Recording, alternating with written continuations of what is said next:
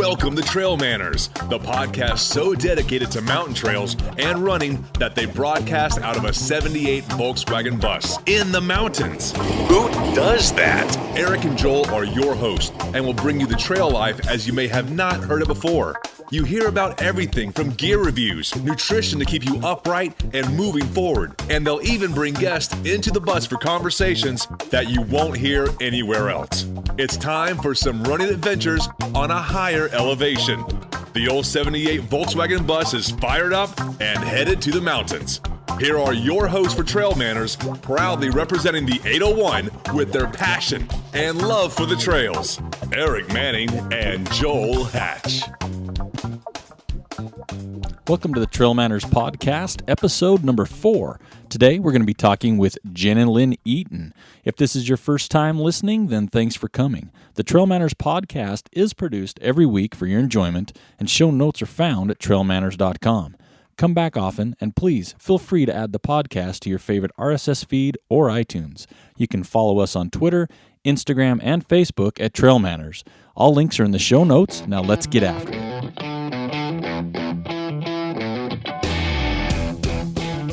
Welcome back to the Trail Manners podcast. Today, Studio 78 is on the IR, so we are at Beans and Brew in Salt Lake City by REI. We got Joel Hatch with us, and today our guest is Jennilyn Eaton. How you doing this morning? Doing well, thanks. Nice. Well, thanks for joining us. It was kind of short notice and kind of scrambled together at the last minute, but thanks for taking time out of your busy schedule to join us today. No problem. So you have a website, themountainous.com. Yes. And on the website, you are a trail runner, rock climber, kind of a mountainist, just like your website says. Yes, kind of more of the RunMo feel, I guess, combination of everything. So tell me, how did you get into the whole running, the mountain scene? How did you get into that? I started rock climbing about age 12 and really picked it up when I was 14. I was climbing maybe 3 to 5 days a week, as much as I run now. And I spent the next 10 to 12 years climbing that frequently. I always ran during. I knew I liked running. I tried cross country in high school, but never really clicked. I was one of those, I show up every so many days just when I felt like it. And started trail running when we lived in Colorado a little bit more and spent more and more time there. Spent a lot of time climbing in Rifle, Colorado. It's the exact kind of climbing I don't like. It's overhung and powerful and muscular, and I'm more of the trad climber. I like it scary and run out and very different style, and spent a lot of time in Rifle. And one day I was there with my kids, and I was like, why am I spending all day doing something that I don't even want to do? And it's kind of I was in a cotton t-shirt and jean cutoffs, and I was like, I'm just going to go run. And I left, and I came back a few hours later, and kind of that was like a big moment there as far as switching sports. I decided I was kind of done with climbing, and I still climbed at that point maybe 4 days a week, but my focus was on running. And you don't run in jean shorts anymore, though, right? I have some Inkburn faux jean shorts for old time's sake, but. So what brought you to Utah? Kind of the wind. The 2 years before moving to the Salt Lake Valley, I moved 12 times. Wow. So it kind of never felt like I found a home, and you know, I've got kids, and I wanted to find somewhere where I felt like, okay, we can be here a bit, put down roots, and I never wanted to live in Utah, to be honest. I kind of moved here, thought maybe it'd be another 4-month stint or something, and kind of fell in love with the Wasatch Mountains, and so here I am a few years later. Still here? Yeah. Right on. So you've been pretty successful with your racing and running over the last couple of years. You've had some pretty impressive finishes with the Bryce race, with Antelope Canyon race. You also did well at Buffalo Run. I know that, you know, with that given success, you're looking to move maybe into a different aspect of traveling through the mountains. And you touched on something really interesting earlier when you said RunMo. And I think that's something that's really big right now, or it's going to be even bigger in the next few years. So explain a little bit about what that is going to be for you now and in the future. So what are your future plans, taking that running and then extending it into like ridge traverses and link ups and stuff like that? Okay. I have to tell you the background story on RunMo. I was with Matt Van Horn, and we were going up Coal Pit Gulch to do North Thunder, and it's 6 p.m. when we started. So it's kind of considered that the bushwhack out Bells and the bushwhack up Coal Pit are two of the most miserable things you can do in the Wasatch. So we figured, why not do them in the same day? And this was planned maybe an hour before. So we showed up at the trailhead with whatever was in our cars and kind of just scrambled together. Otherwise, I would have never done Coal Pit in a skirt. And we're going up there, and it's, like neck-deep raspberry bushes and stinging nettle, and you're scrambling up waterfalls and random dangling ropes. And it was a bit of the game of would you rather, like, go through the stinging nettle or climb up the waterfall. Sometimes you end up doing both. And it was fun. We're kind of laughing about it. And we get up there, and we're kind of climbing through, like, this little hobbit hole in the trees. And I was like, what is this? Like, I've been told if I have running shoes on, I'm running. But this is not running, and it's not running at all. And it's not necessarily mountaineering because I'm not, like, on an expedition, and I'm not pursuing these 20,000-foot peaks. Like, what do we call this? And we were kind of joking and laughing, and then I was like, this is like RunMo, and the phrase kind of stuck. So you hear her first. Jennilyn Eaton is responsible for that term. All right, trademark stamped. She owns it. That's right. She owns it, folks. Go. We like it because it kind of mocks the Skimo kids. Yeah. I have some resentment towards them all winter long when I see them playing where I would like to be playing. So a little bit of bitterness there, but it's kind of a fun term as far as, it's not quite your average peak bagging, but it's not running either. It's some hybrid between the two. That's what makes it great, is you can just do what you want to do, and you don't need a name, right? Or now you do. You do need a name, and it's her name. She owns it. Yep. That day, for example, we hit a peak that's probably one of the least done 11ers in the Wasatch because of its inaccessibility. We did that and came off and went over Bell's Cleaver Pass and out Bell's. And that link up is generally like an all-day misery fest. And we started at like 6 p.m. and finished by 11 or something. Like, it just be able to move quickly like that and do something that would normally be an all-day thing, and instead was a drive straight from work and show up and see what happens and get donuts after type of a thing. That's my kind of run right there. Yep. So with that, RunMo, and talking about 11s, so you have a project that you're hoping to accomplish next year in 2016 in the summer. So tell us a little bit about that. I have a line I'd like to pursue. Call it the Wasatch 11ers, or maybe Wasatch Monopoly. I want to take over all of the 11ers in one push. Nice. So there's 36 peaks and subpeaks in the Wasatch. And I linked them all, or completed them all in just over a month this summer. I thought I had done them all in a month and found out a week later I'd missed one, so went back that day and went and tagged it.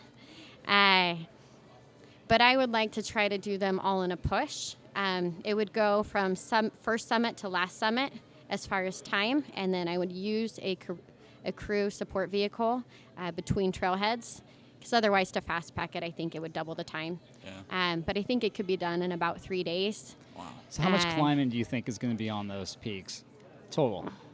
Like vertical gain like or vertical scrambling? Vertical gain. Vertical gain, you're going to be looking at least 90,000. Wow. Oh, my goodness. If not more than 100, That's like I would guess. Double hard rock. I was going to say, you're getting close to 6 digits for sure on that. Yeah, it's going to be around that. That's going to be brutal. What's Nolan's? Nolan's is... I'd have to look, to be honest with you. Yeah, so I'm not even sure. We're talking something harder than Nolan's, maybe. time-wise, it's going to be longer Right. than Nolan's. And as it should be, it's 36 instead of 14. Right. Yeah. And where the 14ers are higher mountains than our 11ers, we still have the highest, outside of the Tetons, the highest valley to summit ratio, where we're 7,000 feet below our mountain range. I mean, that's the same difference between the Tetons and their valley. Right. Wow. So if you get that under your belt and you're successful with that, got anything else that you want to try to accomplish next summer, or you got something maybe the summer after that you're looking at? Next year, Barkley's going to be a kind of the A thing if I get into Barkley. Did you say Barkley? Yes. Whoa. My heart fluttered a little bit there. I threw up a little bit. Ugh. I got on the wait list this last year. I had chewed Laz out right before the lottery because he does, his little thing every year where he kind of rails on women saying we're too soft to finish Barkley. And I responded, well, maybe if you let in more than 4 of us, Yeah. one of us could finish the damn thing. That's So We're gonna start a movement right here to get you into Barkley. I think we could do that. Yeah, for sure. And between that, the RunMo, the 11er Monopoly ideas, I mean, there's some clothing lines I here. know, the Wasatch Monopoly, that is going to go over big. That is. it's going to be fun Yeah. and really painful and fairly dangerous. So that's the kind of thing that's, with the RunMo, it's fun to support and post all the photos, but there's a lot of places with a lot of high consequence terrain that's very serious. Yeah. I mean, we've had 3 or 4 deaths on 11ers in the Wasatch in the last few months. Wow. And so it's not necessarily something to be taken very lightly either. And with what you're doing, I mean, the planning for this is probably seems harder than the actual, task at hand. I mean, the planning, the crew, the routes, the lines, whatever you want to call it. I mean, that's months. Yeah, studying your lines is very important, especially for night navigation, because some of the ridges, like the Nebo Ridge Traverse, so there's 4 summits along the Nebo Ridge that I'd be linking, and it's got moderate 3rd to 4th class on it, and I'd be doing that ridge for sure in the dark, because it's technically one of the easier ones. So just knowing where you are and how to move through the terrain, whether you can see or not, is going to be pretty critical. So planning all of that and getting really familiar and comfortable with all of it. Now you have important. a crew lined up, I'm guessing already, right? You've got your whole entourage ready to For the roll. Monopoly? Not yet. Yeah. No, I mean, that's going to be late June. I don't generally make plans too far in advance. Yeah. Most of the races are kind of like a week before. Well, Guess what I'm gonna go do? so these are big commitments I'm making already. You are. And you're going to be quoted on these, and it's going to be for everybody else to hear. So Yeah. no backing out now. All right. No takesies, backsies for That's sure. right. Yeah. No. I've been obsessing about the Wasatch Monopoly for a few years now, so it's Definitely. it's ready. Well, 2016 sounds huge. If you get into Barkley and you pull that off, even if you do 1 lap on that, that's still super impressive. And then if you do the Wasatch Monopoly, that is bigger than most people's running careers, to be honest. That's really impressive. Well, thanks. I'm looking forward to This 2016. is exciting, yeah, right? I mean, we're That's pumped fun. right now for you. That's awesome. You got a Yeah. couple fanboys in general, Totally. so now we're just like we're locked in. I know. All right. We're going to come down and think- live cast that for you. Oh yeah. The only other thing for 2016 is I guess I'm putting in for the Wasatch 100. Oh, good. I sometimes say things I regret, one of which was that I would run Wasatch the year that somebody bought me a white lace dress and braided flowers in my hair. And apparently some people thought that was pretty funny, and this year they bought me a white dress. Pretty sure I saw that photo. Now, you going to race in that dress? I will. Uh-oh. I will probably chafe to pieces, but my goodness. Well, if you're running jean shorts, then Yeah. this, chafing may guess not be an so. issue, right? You could do part of the Wasatch Monopoly in the white dress, just to You know. do a little bit of training. Break I it think I'll in. pass. It could be the new thing, like the sister of the what is that? The traveling pants or something like that. Yes, sister, the traveling white dress. Yeah, there you go. You could start something else new. Bring all the watermelons up, all of the. Oh my goodness. Yeah, that that got a little out of hand. Yeah, it did. It's like everything you start more, I think, than you realize between the watermelons. Now the RunMo, you're going to see that go big, and you're going to see. Watermelon. Yeah, Yeah. now I think what we need to back up and explain the watermelon thing a little bit. Yeah. So along the Wasatch, we have a really big running group called the Wasatch Mountain Wranglers. And how many people are in that right now, you think? More than 2,000. Yeah, Yeah, more than yeah. a couple thousand. It's really big, and there's people that are outside the Wasatch that are in it too, just because there's such good information, and it's a really solid community of runners. And some point this fall, somebody took a watermelon to the summit, some mountain. And Are you the guilty Yeah. party? We're looking right at you. Well, that whole thing started after a late night watching Dirty Dancing with my girlfriend Chelsea. And so, the line, I carried a watermelon, which is like the best part of the movie. So, of course, that, escalates to sending each other watermelon selfies. And then I was like, we got to find a funny place to post this. So I'm scanning the feeds. I looked at some political posts that had like 60 comments. I'm like, I could throw a watermelon on there. No, that doesn't seem like the right place. So on the Wrangler page, there was two of my friends, Chris Pope and Sam Jukes, kind of talking about each other and one-upping each other. So I threw it on there, just saying I carried a watermelon. And then it was, well, where did you carry the watermelon? Where are you going to carry it to? How high can you carry a watermelon? Things started escalating and more people got involved. So then it became this, well, who can carry a watermelon the highest and the farthest and the most difficult place? And so Sam carried a watermelon up Fife, and I can't let Sam one-up me, so I had to carry a watermelon up Lone Peak.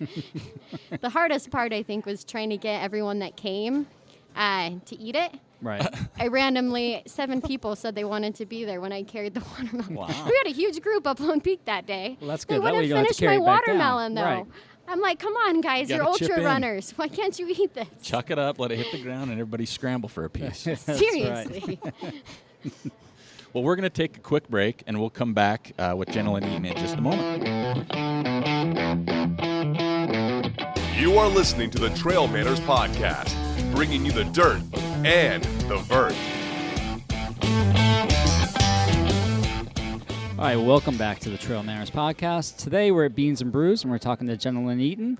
So, Jennilyn, we were just covering what some of your goals are for 2016. And as we said, it's a super impressive list. Now, of course, you can't do this without a little bit of help, and you've got some really great sponsors, La Sportiva, Gnarly Nutrition. So go ahead and maybe talk a little bit about your sponsors, give them a little shout out, because, it's hard to do all this without a little bit of help. Yeah, La Sportiva was great. Meeting and talking with them. I remember when I started with them, I was really nervous about it. A lot of sponsors put pressure for you to race or perform or fast times, and the contracts have certain clauses in them. And so I approached my manager, and he's like, oh, no. He's like, we want you to pursue whatever it is you want. He's like, we've got the podium chasers, and then he's like, we've got people who just run around the mountains and do whatever they want, and you're probably in that category, and we just want you to do what you love and let us know, and we can make it happen for you. And so they've been really supportive. There's no pressure for me to race, which has been great because they're more excited about me pursuing new lines in the mountains versus running a race and getting publicity because you can run a race fast. Yeah. Right. And so that's been really great. Support. It's nice to see companies putting emphasis not on just performance and races, but on loving the mountains and taking care of them. Yeah. Well, that's how those companies start, is through their passions and loving it too. So. Yeah, I think the Sportiva tagline is like for your passion or something, and it's kind of fun that they hold true to that. And then Gnarly Nutrition is a lifestyle nutrition. They do a lot in the natural and vegan lines, and they're also local out of Lehigh, and they're a pretty great company. They've got a pretty impressive list of weightlifters and rock climbers and soccer players that they support, but they've been really great. I do a lot of strength training, and so using their way with that has been really helpful. I train with Cass at Momentum Athlete, and so it's kind of an all-around mountain program, and then he's very sensitive to my training schedules and personal needs, and so he alters a lot of the workouts for me, which has been really helpful. Yeah.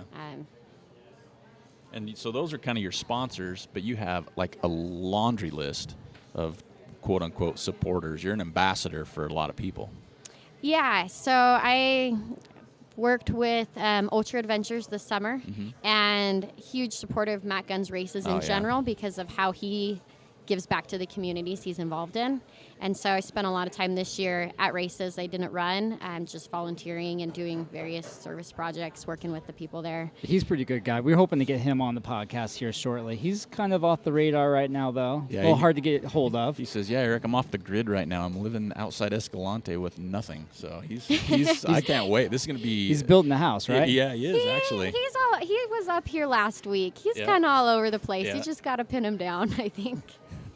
But I worked with them. I've worked with Terramar. They're a base layer clothing company, ski clothing company. And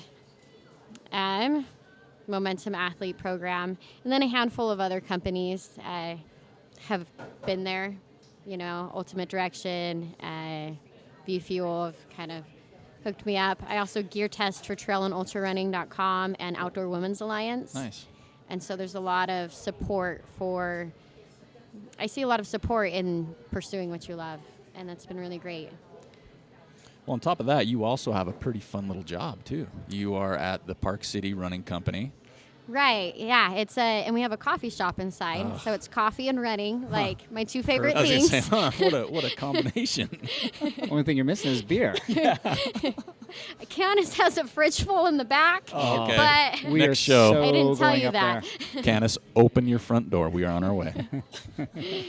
But no, it's a really fun job.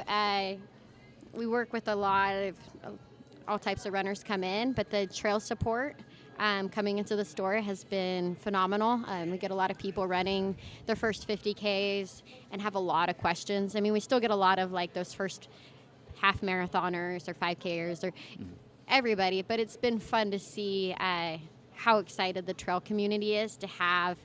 Our store is about 50% trail, 50% road, Wow. which That's pretty nationwide large. trail makes up 4% of sales. And so we're quite the anomaly in that way. And so it's nice to be able to offer options, especially with a community that has thousands of miles of trails at our fingertips, and be able to kind of educate people that way too. That's awesome. So I want to touch on something that you brought up earlier with you basically lift weights in the off season. So how do you think that's helping your in-season type of adventures? I lift a little bit in the summer as well, but it's been really great on anything beyond 5 or 6 hours. I mean, I'm obviously stronger and I'm making gains in that way, and there's the benefits of tone and that kind of stuff. But I think the biggest benefit in Ultra or in RunMo is after so many hours of fatigue, you're going to be using your back and core more than you would expect. And it's kind of difficult to train those areas through just running. You're not going to get those places strong to carry a pack for 25 hours just running. And so being able to strengthen all those muscles, I just feel more durable. Right. Like I can run. I was at Rio del Lago last weekend, and it doesn't faze me at all to have to carry a pack and run that fast. Right. Because my midsection's so strong now. So your form stays truer to the start of the race, longer. Like you said, just that durability is huge. The durability is really big. And it's interesting going to the class, seeing like a climber or skier's strengths versus my own, because I suck. Like I can't lift very heavy, but anytime we're doing rounds of things, like by round 7, my goal is to get in more and heavier reps, and versus, the climbers who are starting to phase out, and it's like, oh yeah, my training pays off. I'm very durable. I can get stronger as time goes on instead of weaker. And so it's also nice mentally too, because then you think on that, late in a race, like I've trained myself to be stronger now, not weaker, and to kind of pull from that. Well, I think that's huge. And you just brought up a word mentally. So I'm looking at your list of what you've done and also what you've talked to us about you want to do in the future. Mentally, that is bigger than most people do. So your mental resiliency. your mental resiliency's got to be peaked, right? I mean, you're strong, you're tough, you know that, right? And she's a mom too, Yeah. I find suffering humorous. So I think that just helps. Like Really? when things really, really suck, I think it gets really, really funny. Wow. Instead of, so I'm very vocal about it sucking, don't get me wrong, but that just makes me laugh more.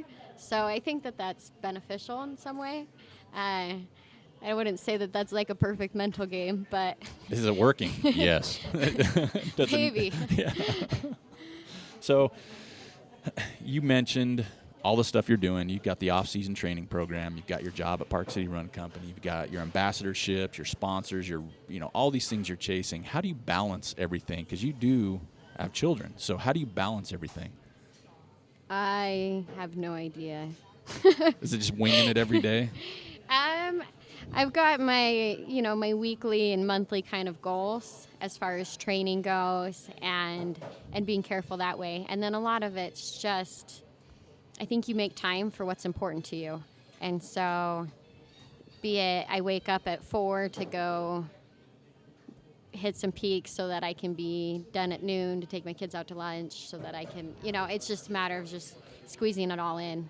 Like yesterday morning, I can't run right now. I've got another week on the injury, but I woke up early and lifted and pool ran and, went to an art museum, went and worked 8 hours, saw a friend, went home, put my kids to bed. Like I was gone for like 14 hours, but it's a long day, but you can, you make time for what's important to you. Right, that priority. We've heard that before from Tara Warren when we did our interview with her.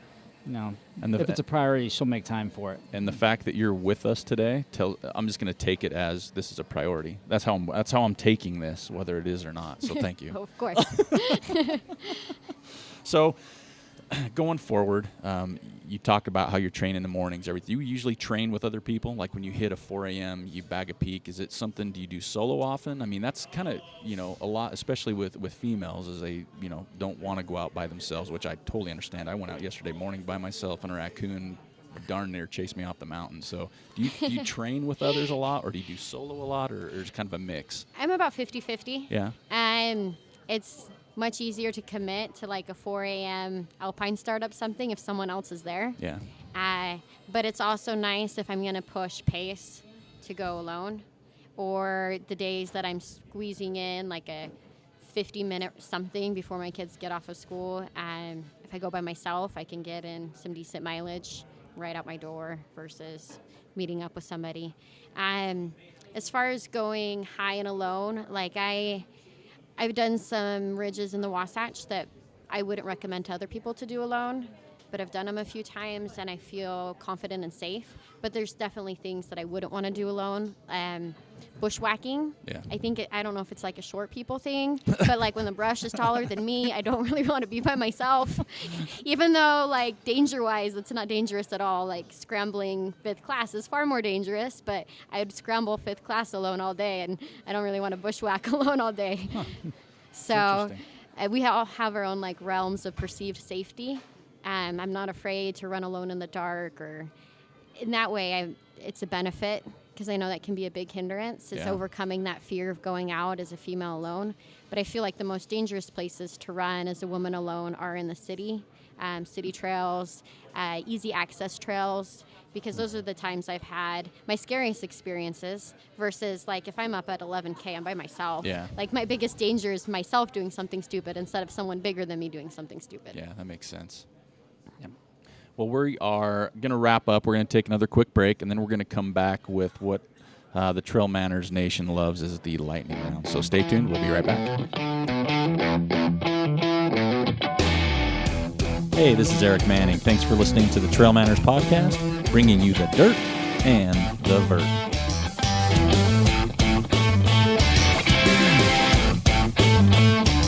Okay, we are back with Jennilyn Eaton here at Beans and Brews in Salt Lake by REI again. I apologize. The Studio 78 is on the IR. We've had a great show today.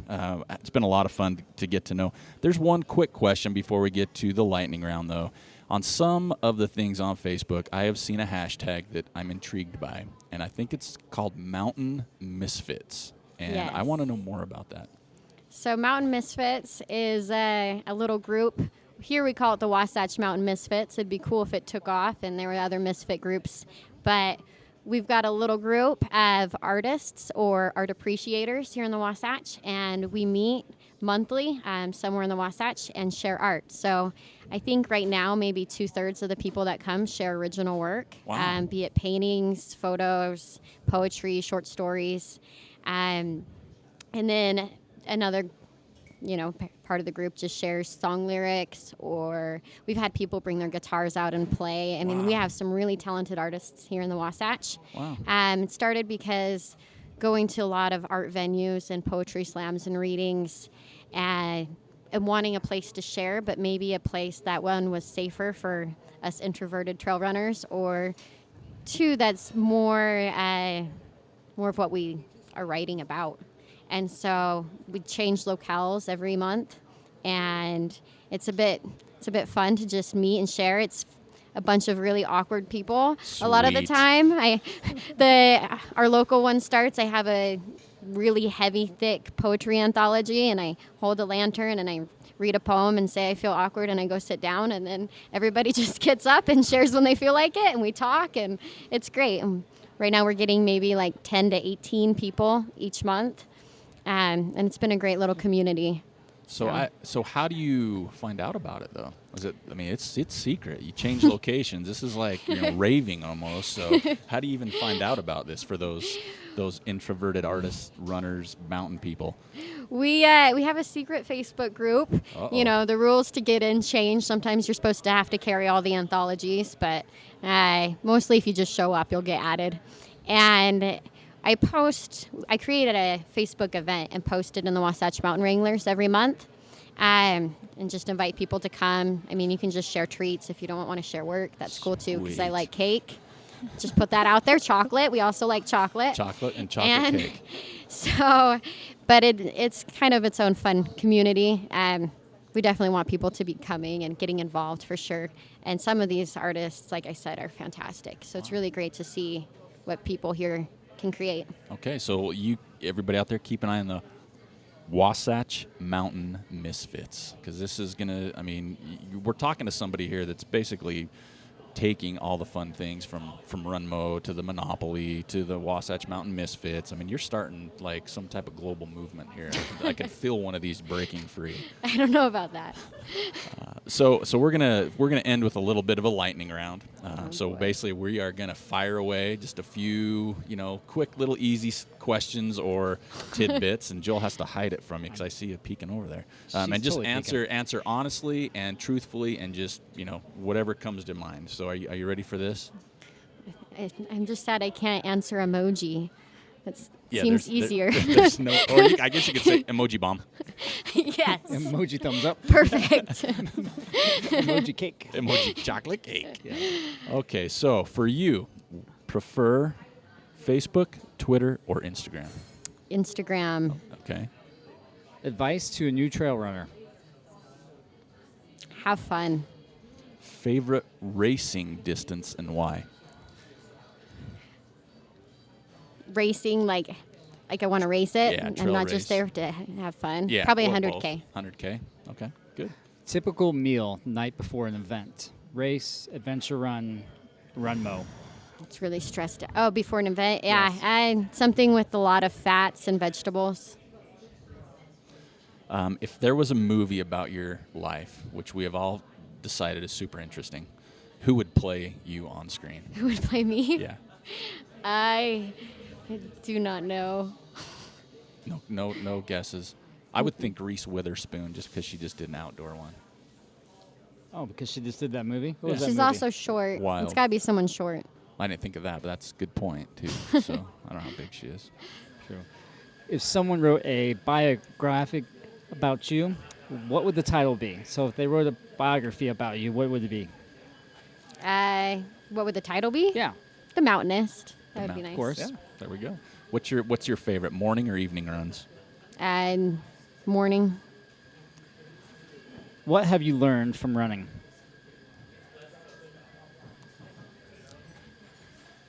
I would guess how to find peace and passion.